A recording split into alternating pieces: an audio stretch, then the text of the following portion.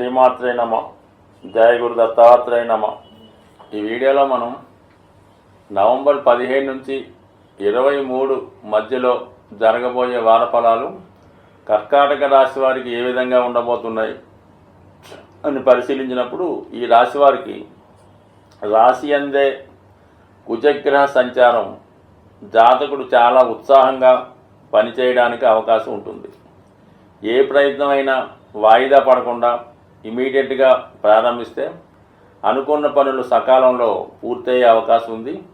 ఇది కొత్తగా ఉద్యోగ ప్రయత్నం చేస్తున్న వారికి, లేదంటే వారి ఉపాధి కొరకు ఏదన్నా వ్యాపారం కానీ చేద్దాం అనుకున్న వాళ్ళకి చాలా వరకు ఈ కుజగ్రహ అనుకూలత చాలా అనుకూలంగా ఉన్నది.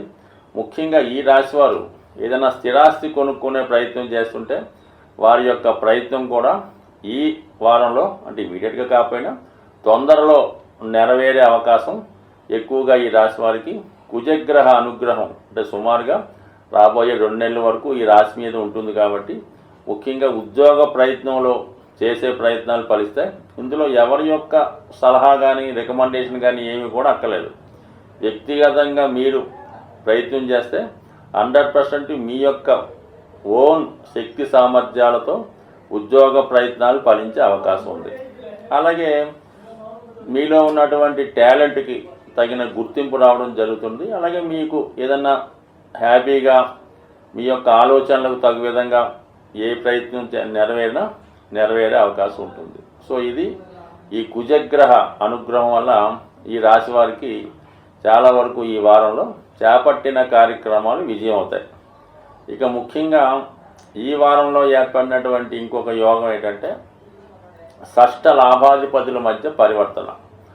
6వ స్థానంలో ఉన్నటువంటి గురువు 11వ స్థానంలో ఉంటూ 11లో ఉన్నటువంటి శుక్రుడు 6కు మారడం వల్ల ముఖ్యంగా కోర్టు సమస్యలు కానీ ఆర్థిక లావాదేవీలు కానీ ఉంటే అవి మీకు అనుకూలంగా పరిష్కారమై, ముఖ్యంగా మీకు ఎవరి దగ్గర నుంచైనా ధనం రావాల్సి ఉంటే ఆ ధనం ఈ సమయంలో మీకు రావడం జరుగుతుంది. అది కోర్టు ద్వారా అవచ్చు, సెటిల్మెంట్ ద్వారా అవచ్చు, ఏ విధంగా అయినా సరే మీకు మరి ఆ ధనం తిరిగి వస్తుంది. అలాగే మీ యొక్క కుటుంబంతో, మీ యొక్క పెద్దవారితో కానీ, మీ కుటుంబంలో ఉన్నటువంటి స్త్రీలతో కానీ మీకు ఉన్నటువంటి విరోధాలు సమసిపోయి మళ్ళా తిరిగి ఇరువురి మధ్య స్నేహభావం ఏర్పడే అవకాశం ఉంది. అలాగే ఎవరైనా ఈ కర్కాటక రాశి వారు వివాహ సంబంధించిన విషయాల్లో ఏమైనా సమస్యలు ఎదుర్కొంటుంటే అవి ఖచ్చితంగా ఈ వారం భగవంతుని యొక్క అనుగ్రహంతో సాల్వ్ అయ్యే అవకాశం ఉన్నది.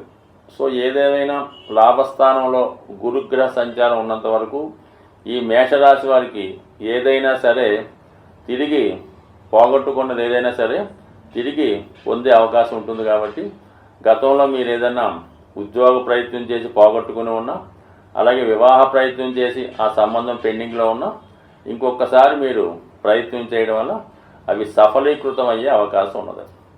ఇక ముఖ్యంగా ఈ రాశి వారికి 5వ స్థానం అయినటువంటి కోణస్థానంలో ఏర్పడినటువంటి బుధాదిత్య యోగం, అంటే వ్యయాధిపతిగా ఉన్నటువంటి బుధుడు అలాగే ధనాధిపతిగా ఉన్నటువంటి రవి ఇద్దరూ కలిసి 5వ స్థానంలో ఏర్పడడం వల్ల ఇది జాతకుడికి ఎలా ఉంటుందంటే, మీకు వ్యక్తిగతంగా మీకు కానీ మీ సంతానంలో ఒకరికి ఏదైనా అటు ప్రభుత్వం ద్వారా లాభం కలగడం కానీ, విదేశ ప్రయత్నాలు ఫలించడం కానీ, అలాగే మీలో ఉన్నటువంటి టాలెంట్కి ఒక విధమైన గుర్తింపు రావడం జరుగుతుంది. ఉదాహరణకి ఎవరన్నా ఈ రాశిలో ఉన్నవాళ్ళు ఏదైనా సినిమా రంగంలో ఉంటే వాళ్ళకి మంచి అవకాశాలు రావడం, వాళ్ళకి కృషికి తగినటువంటి ఫలితం, అలాగే అనుకోకుండా మీ యొక్క స్థితి అంటే ఆర్థిక పరంగా మీ యొక్క రెమ్యునేషన్ పెరగడం లాంటివి జరిగే అవకాశం ఉంది. ఒకేసారి మీకు మంచి గుర్తింపు కూడా రావడం జరుగుతూ ఉంటుంది. బట్ ఇది ఈ విధంగా ఈ 5వ స్థానంలో ఏర్పడినటువంటి నిపుణ యోగం మీలో ఉన్నటువంటి నైపుణ్యాన్ని పెంచే అవకాశం ఉంది. అయితే ఇవన్నీ అనుకూలంగా ఉన్నప్పుడు కూడా మరి గత కొంతకాలంగా 8వ స్థానంలో సంచరిస్తున్నటువంటి శని భగవానుడు ప్రస్తుతం ఇంకా కొన్నాళ్ళ పాటు 8వ శని ప్రభావం ఈ కర్కాటక రాశి వారికి ఉంటుంది. కాబట్టి మీరు చేస్తున్నటువంటి ప్రయత్నాలకి ఎవరో ఒకరు అడ్డు తగిలి మిమ్మల్ని సక్సెస్ కాకుండా ప్రయత్నం చేస్తుంటారు.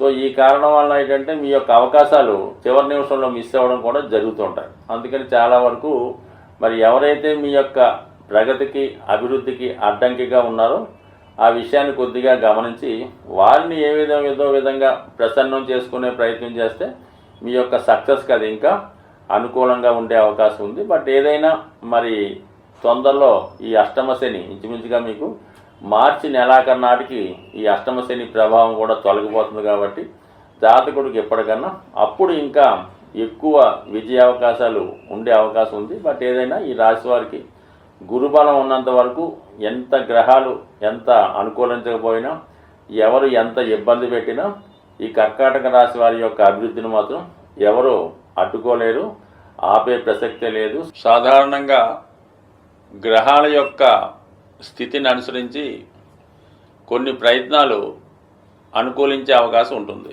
మరి ప్రస్తుతం కుజగ్రహం నీచ స్థితిలో ఉన్నప్పటికీ కూడా సహజ చతుర్థ స్థానంలో ఉండడం వల్ల చాలా వరకు భూముల యొక్క స్థిరాస్తుల యొక్క విలువ స్థిరంగా ఉండే అవకాశం ఉన్నది.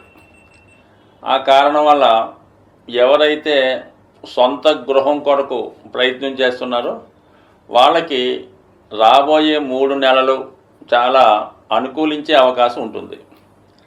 సో దానివల్ల ఎవరైతే సొంత గృహం కోసం ప్రయత్నం చేస్తున్నారో వాళ్ళు మరి రేపు మనకి ఈ నవంబరు 18వ తారీఖున వస్తున్నటువంటి సంకష్టార చతుర్థి ఆ రోజు విధి విధానంగా విఘ్నేశ్వరుణ్ణి గరికతో అర్చించడం, లేదంటే ఏదైనా దేవాలయంలో అక్కడ చేస్తున్నటువంటి పూజల్లో పాల్గొనడం, మరి కొన్ని దేవాలయాల్లో గణపతి హోమం, అలాగే సాయంకాలం పూట గణపతి యొక్క అభిషేకం 2 చేయించుకొని ఆ రోజు ఒక దీక్షతో మనం ఎలాగైనా ఒక గృహాన్ని కొనుక్కోవాలని సంకల్పంతో ఒక నిర్ణయాన్ని తీసుకొని ఆ రోజు నుంచి ఏంటంటే ప్రతి మంగళవారం మీరు సుబ్రహ్మణ్య స్వామి ఆలయాన్ని కానీ, హనుమాన్ ఆలయాన్ని కానీ, లేదంటే లక్ష్మీ నరసింహస్వామి ఆలయాన్ని దర్శించడం వల్ల మరి అలాగే కొంతమందికి ఏంటంటే భూములు చికాకులుగా ఉంటాయి. కొంతమంది ఆస్తి పంపకాలు అయినప్పుడు కూడా చేతికి రాకపోవడం, పెద్దవారు ఆస్తి పంపకుండా వాళ్ళ దగ్గరే ఉంచుకోవడం, మీ యొక్క స్థిరాస్తి ఇతరుల చేతిలో ఉండిపోయి మన చేతికి రాకపోవడం, అటువంటి వాళ్ళు భూసూక్తం అనే పారాయణ చేయించుకోవడం అనేది ఉంటుంది. అంటే మనకి మీరు యూట్యూబ్లో సెర్చ్ అయినప్పుడు ఈ భూసూక్తం అంటే వస్తుంది. అది తరచూ వినడం వల్ల కానీ కొంతమంది గృహంలో ఏదైనా పండితులతో పారాయణ చేయించుకోవడం వల్ల భూములపై ఉన్నటువంటి సమస్యలు తొలగిపోయే అవకాశం ఉంది. అలాగే ముఖ్యంగా స్త్రీలు ఎక్కువగా స్త్రీలకు ఏంటంటే మరి అద్దెల్లో ఉండి ఇబ్బంది పడడం కన్నా ఏదైనా చిన్నదైన సొంత ఇల్లు కావాలని కోరుకున్న వాళ్ళకి వాళ్ళు ప్రతిరోజు కూడా ఈ కార్తీక మాసం ఎలాగా ప్రతి వాళ్ళు కూడా సాయంకాలం పూట ఇంట్లో దీపారాధన చేస్తుంటారు కాబట్టి మరొక ప్రశాంతమైనటువంటి సాయంకాలం చక్కగా మొదలు పెట్టాలి. ఏంటంటే మణిదీప వర్ణన అనే ఇది కల్పం ఒకటి ఉంటుంది. అది ఒక పూజా విధానం. అంటే మణిదీప వర్ణన అనే అంటే మన లలితా సహస్రనామంలాగా అది కూడా అమ్మవారి యొక్క గృహాన్ని వర్ణించే విధంగా ఉంటుంది. అది మీకు యూట్యూబ్లో దొరుకుతుంది, పుస్తకాల రూపంలో ఉంటుంది. దాన్ని ప్రతిరోజు విధి విధానంగా పారాయణ చేయటం వల్ల అంటే కేవలం స్త్రీలే కాదు మగవాళ్ళు కూడా ఈ మణిదీప వర్ణన పారాయణ చేయడం వల్ల అతి తొందరలో సొంత గృహం అన్నది ప్రతి ఒక్కరికి ఏర్పడే అవకాశం ఉంది. అలాగే నవగ్రహాలను పూజించేటప్పుడు కుజుడిని కూడా పూజించడం, కుజునికి సంబంధించినటువంటి స్తోత్రాన్ని పారాయణ చేయడం. అయితే ఎక్కువగా నవగ్రహాలని మనం పూజించేటప్పుడు అందరినీ కూడా సమానంగా అందరినీ ప్రార్థించాలి. అన్ని గ్రహాలకు సంబంధించినటువంటి స్తోత్రాలను కూడా పారాయణ చేయడం. అంటే కొంతమంది పర్టికులర్గా శని భగవాన్ని, పర్టికులర్గా రవిని పూజ చేస్తారో ఆ విధంగా కాకుండా 9 మందిని సమానంగా పూజిస్తూ మీరు ఎవరి కొరకైతే ఆరాధిస్తున్నారో వారిని ప్రత్యేకంగా ఒక 18 సార్లు 40 సార్లు ప్రార్థించి మళ్ళా ఆ 9 గ్రహాలని మళ్ళా పూజించడం వల్ల ఆ గ్రహాల యొక్క అనుమతితో పర్టికులర్గా మీకు కుజగ్రహ అనుగ్రహం లభించే అవకాశం ఉంది. కాబట్టి ఇది ఏదైనా ఒక పూజ అనేది విధి విధానంగా పద్ధతిగా చేయడం వల్ల అది నమ్మకంతో చేయడం వల్ల ఖచ్చితంగా మీ యొక్క సంకల్పం నెరవేరే అవకాశం ఉంటుంది. స్వస్తి.